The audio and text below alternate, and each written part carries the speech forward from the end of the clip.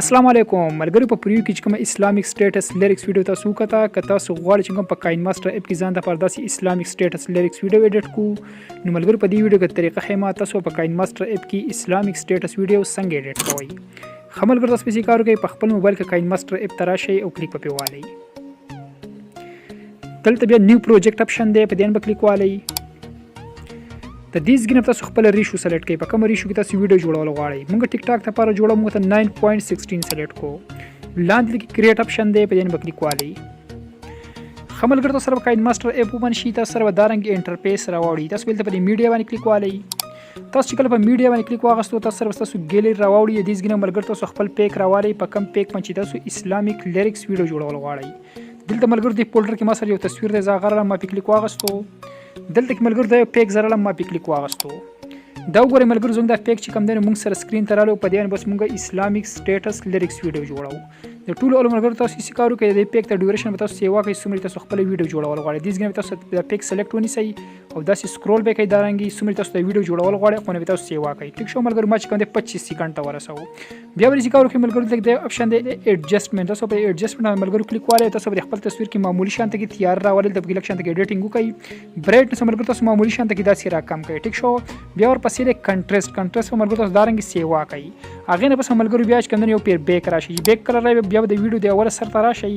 بیا به یو پیر بیک راشي بیا دلته ملګر د اپشن دی لیر تاسو په لیر باندې کلیک والئ دلته بیا په میډیا باندې کلیک والئ تاسو چې ملګرو کړه په میډیا باندې کلیک واغستو دوباره تاسو ګیلری راوړي دلته ملګرو ما سره یو سټیټس بلیک سکرین سټیټس اسلامیک ویډیو د زاغراله ما په دې فولډر کې د ما سره په دې ما کلیک واغستو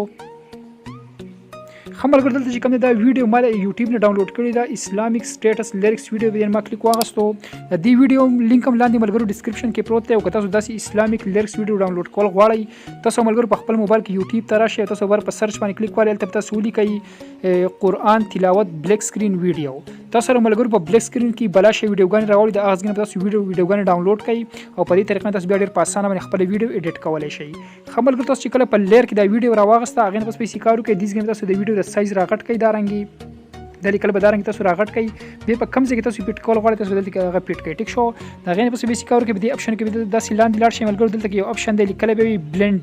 بلینډینګ اپشن ملګرو تاسو ورته بلینډینګ تاسو په دې باندې کلیک والئ تاسو په کله کلیک واستو به د اپشن کې به داسې لاندې راشئ ملګرو دلته به تاسو سره یو اپشن وي سکرین تاسو به سکرین باندې کلیک والئ تاسو کله ملګرو په سکرین باندې کلیک واستو ملګرو تاسو ګورئ زموږ د لیکل چې کوم سټیټس ویډیو راغستی و دې کوم لیریکس چې ملګرو دین چې کوم دین د بلیک سکرین ختم شو صرف لیکل موږ سره پاتې شو دا تاسو ګورئ ملګرو زموږ د ویډیو چې کوم دا موږ سره تیار شو په دې طریقه ملګرو تاسو ځان له اسلامیک سټیټس لیریکس ویډیو ایډیټ کولای شئ تاسو ګورئ ملګرو تاسو ملګرو سره ویډیو سره د ویډیو پلی کوم ګورئ زموږ د ویډیو چې کوم دین تیار شو ګورئ وته